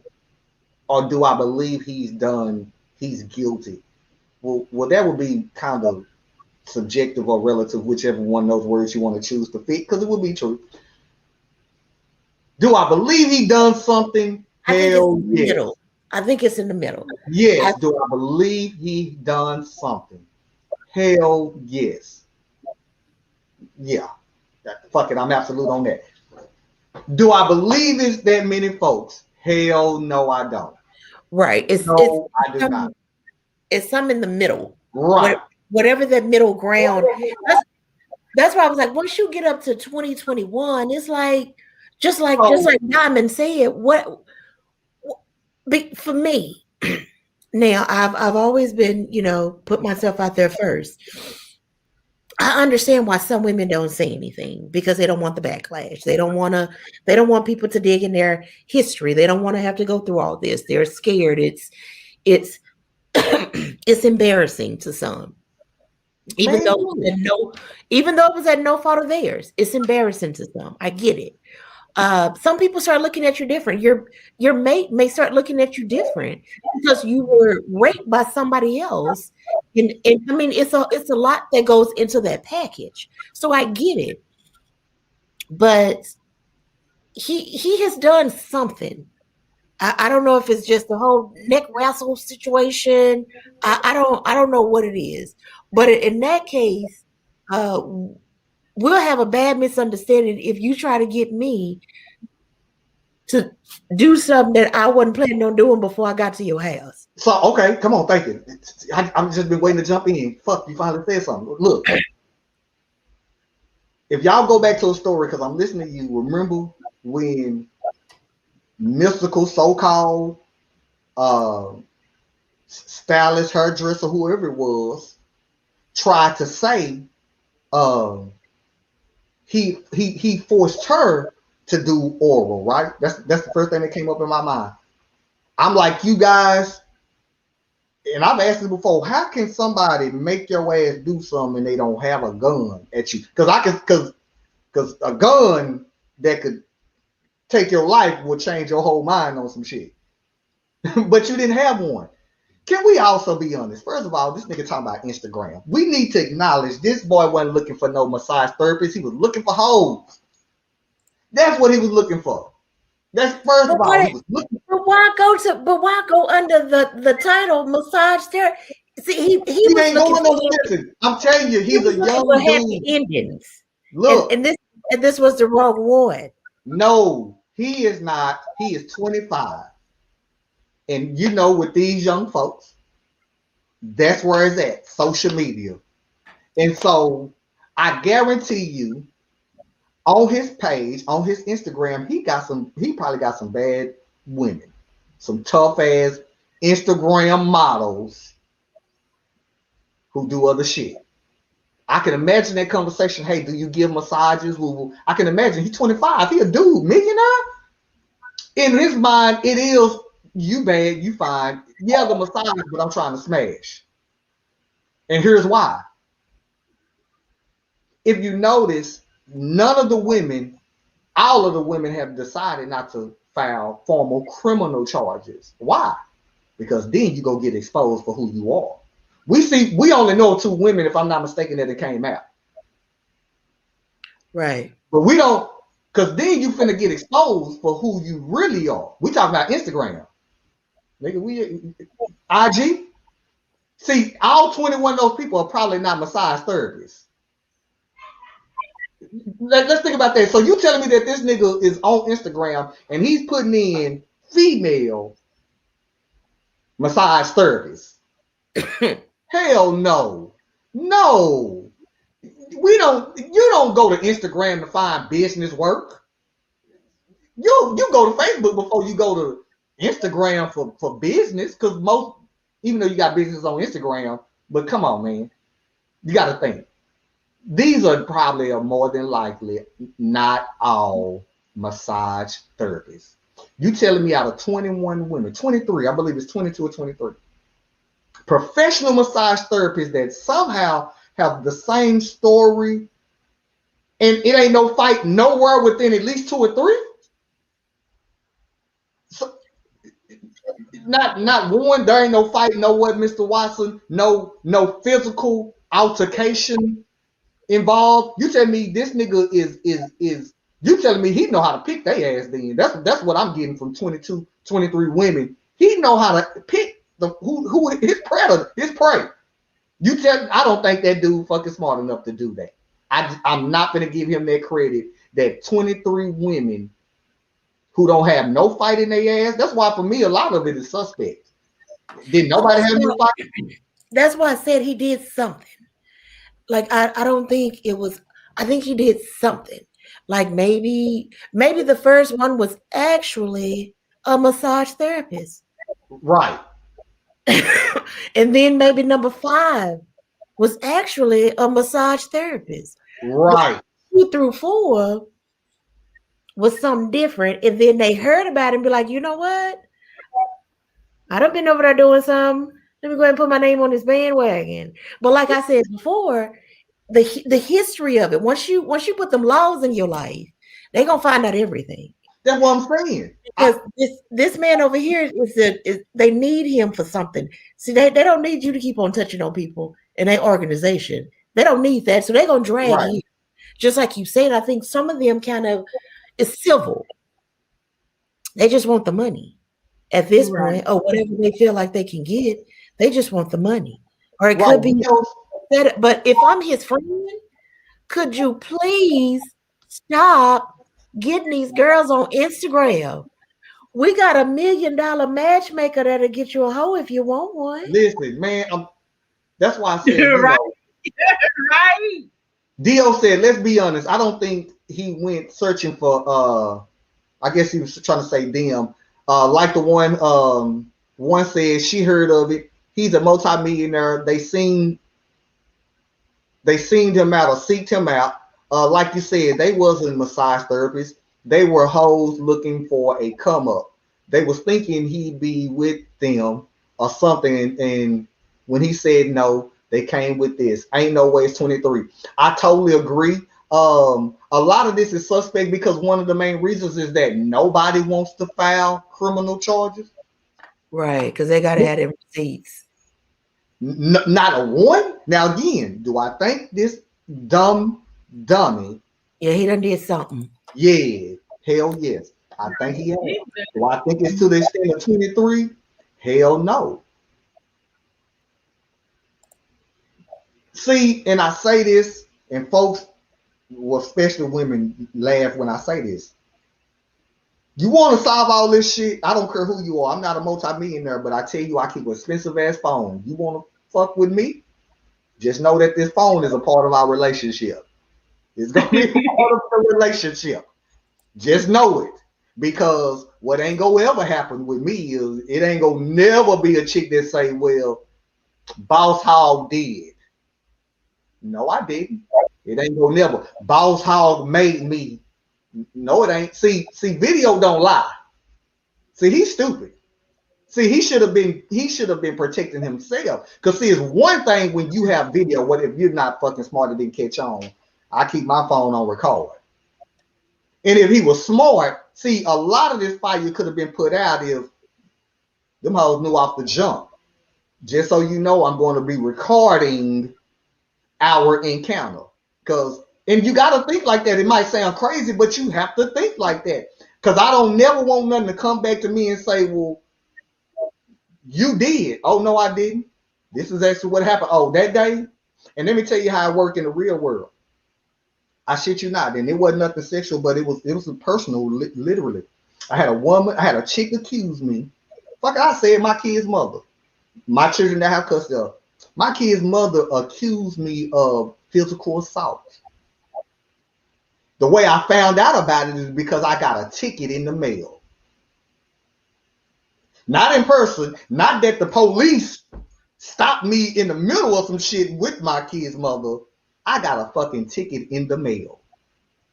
So I'm sitting up here like, wait, how the hell did you get a assault ticket? Right, I wasn't there. In the mail, nigga, you got to get that personally. Like, I'm gonna write you a ticket. So first of all, I don't even know how that happened, but that just goes to show, there's some officers who will take a woman's word and your ass not even be around. Got the ticket in the mail, and of course, I'm not gonna pay the freaking ticket.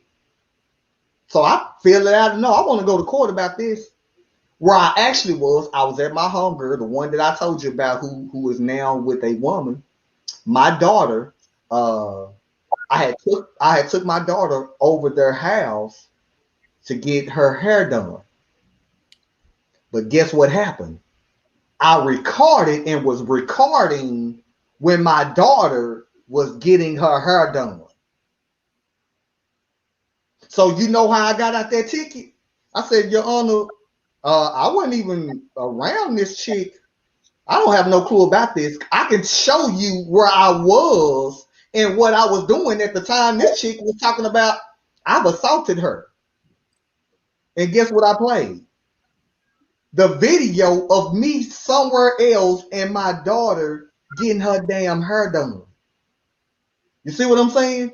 You never know how, where it might seem silly, right? That phone can help your ass out. Because literally, I would have had, if I didn't pay that ticket. I mean, it wasn't an expensive ticket, but who won't, when somebody look up your damn criminal record in your record, they see some assault on that shit. I know for me, I don't want nobody doing that. I like my record to stay kind of clean. You know what I'm saying? But literally recording the fact that I was just fucking around like I normally do, recording my homegirl doing my daughter hair, as they say, exonerated me from a damn assault ticket that I didn't even know nothing about. And so, again, that's why I advocate for that, because as much as I joke about it with women, at the end of the day, you don't know if that can save your ass. You see what I'm saying? In this case, this brother have real accusations of sexual assault, sexual misconduct.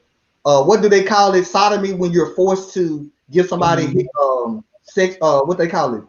Oral sex. Is that what it's called? Sodomy, like something like that. No, F. Fellatio. Yes. Fellatio. Okay. Yes, but now it is literally your word against these 23 bras. Well, they're gonna go back and pull his deleted messages to see what they said, and then I'm sure if he's making that much money, he probably had cameras somewhere around that house, in that house, doing that house. I mean, I'm sure he does. I don't know too many millionaires that don't have cameras around that house. Your young ass better. If you didn't know nothing else, and now to his and it's not to his defense, but the story does go on to say that his attorney turned around and said, well, first of all, my client hadn't deleted messages since before the first.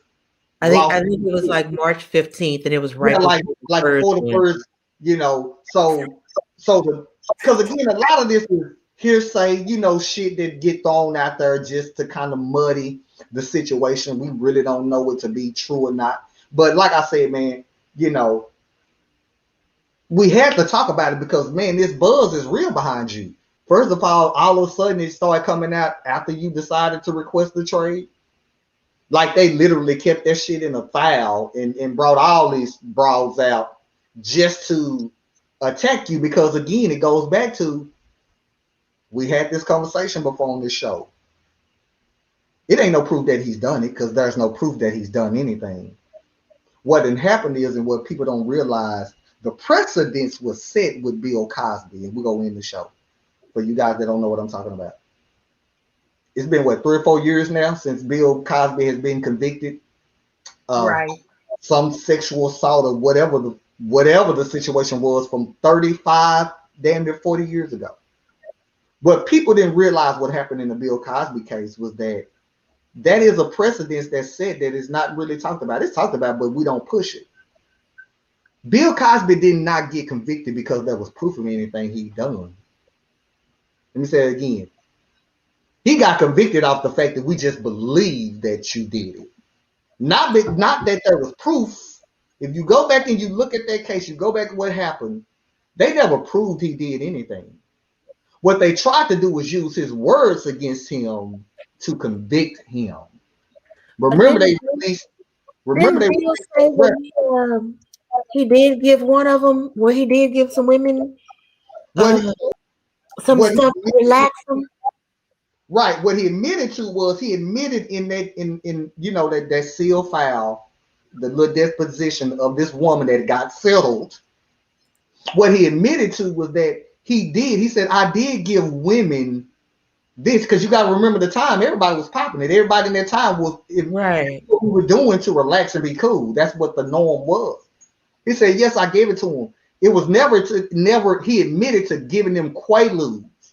He never admitted to having sexual, using it as a way to rape them. In other words, me giving it to him wasn't predatory. They all knew. I told them I was going to, they knew all that. So, but they used the fact that he admitted to giving them the quaaludes to convict him. Again, not proof that he did it. He never said he raped women. He never said he did that. I was doing that. So that's why I go back to what I said. He was not convicted. He was convicted with no proof of anything. They didn't have proof that he did none of that from 40 years ago. They didn't. You fast forward to now where you see these situations of these women who are coming out. And as we said on a previous show, how many people, you think about how many men who have lost their jobs. Because I say all that to say this. How many men have lost their jobs in the sports world, in newscasting behind allegations? No proof. But just the allegation of, I can list Donovan McNabb, I can list all these guys that these people turn around and said they done something. This brother now has lost his endorsement with Nike. If you've been following it, he's lost his endorsement. They know they're not fooling with him now. Now he's taking a financial hit from endorsements behind the allegations. No proof. Allegations. Remember, they're not filing criminal charges against him. And last time I checked, in this country is innocent until proven guilty, correct? So why are these business people who there are no proof of anything that he's done, basically saying, well, we agree with them that you did what they said, and so now we want to distance ourselves from you. This brother don't never, and I said this before, the worst thing you can do to a black man is accuse him of physical violence and sexual assault. Did I not say that, Diamond, on the show, what, 2 months ago? The worst thing you can do to a black man is accuse him of sexual assault and physical violence. You never have to have been proven guilty of it for it to always linger with you. Right. Very true. I believe have everything to do with this, and they don't care. Again, I don't believe in coincidence. There's no coincidence that every last one of these women do not want to file criminal charges against him. Silver, run me a check, but we don't want to file criminal charges against you because it's right. Because we in status. We still in that range of your ass could go to jail. I think it's all was no more than a ploy to taint his image if he was ever to go to another team, because now teams are going to look at him sideways. With that Right. being said, man, everybody, final thoughts. ROSZ, final thoughts. Uh, I'm gonna wait for the deleted messages on Instagram. Diamond. You know, I'm still gonna stick with the same thing. I definitely believe he did something, but at the same time, you know, looking at why did all of this happen after he no longer wanted to be a Texan, and why we get a long list of 23. So I'm just gonna watch it play out. And you know what? We're gonna give the last word. We're gonna let this be the last comment before I close out the show. D.O. Patterson says the biggest thing that was crazy to me is that out of all the lawyers in the city of Houston, they chose the one who was the neighbor to the team owner. That says it all right there. Thank you very much, Definitely. everybody who has joined in today's show. We definitely hope that you enjoyed today's show. Please go to all our social media pages to support us. Like us on Facebook, follow us on Twitter, Instagram. Please subscribe to us on YouTube as well.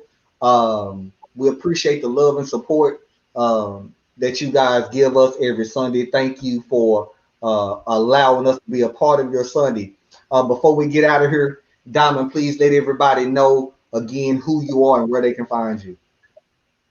This is your girl Diamond, all the way from San Antonio, Texas, and you can find me on both Facebook and Instagram at YOLO Expressions with all your personalized and customized needs. All right, thank you, Diamond. ROSZ, let everybody know where they can find you and what you got going on. Where? Oh, I don't even know my Instagram. I just got on Instagram. Jesus. If you watching this, you already go on Facebook, and I think I have a link on my page to my Instagram because I don't even remember my name on there. I have it for you next week. Where can they find you on Facebook? How can they? Oh, Rosalind Robertson. I think just Ron. I didn't do nothing fancy. I'm not YOLO. I'm not Right. Diamond. I'm not any. I'm just regular Rosalind. I'll come up with some next week. Already. Again, man, listen. Again, go to all our social media pages. Uh, please make sure you share today's show. Thank you guys for supporting us. We are coming up on our 4th anniversary. I am super excited about that. I'm also super excited that I'm going to come up for a day for our ice cream social that I was telling you guys about. This will be our 3rd year doing it. We didn't do it last year because of the pandemic. We was in the middle of a shutdown, but again, I do believe in paying it forward, and I that was a pretty cool event. We even got some people, some folks who are watching our way from San Antonio, Texas, that said they would drive in personally to come hang out with us and support that. So I definitely can't wait for that as well. So again, I will be sharing a flyer on our social media pages with a date for our ice cream social that will be at Brum's in Duncanville, Texas. For you guys that are not aware, 2 years ago, somebody paid it forward at Brum's for my ice cream, and at the time, my wife. It was an act of kindness, even though it wasn't much, but it was an act of kindness. And I was like, you know what? I think it would be dope if we continue to pay it forward for somebody else. And so here we are going on year 3 with just a little act of kindness by paying for anywhere from 100. I think year before last, I paid for like 100 people a scoop of ice cream. And so, nothing major in my eyes, but again, an act of kindness to those people who was out and wanted a sweet treat. So again, please be on the lookout. Stay tuned for that. I will be finding a date for that. I will get with my crew and we'll figure out a date that's going to be good for everybody. And it's an opportunity for you guys to meet us here in the great city of Dallas, Texas. With that being said, man, thank you. And until next Sunday, we are out of here.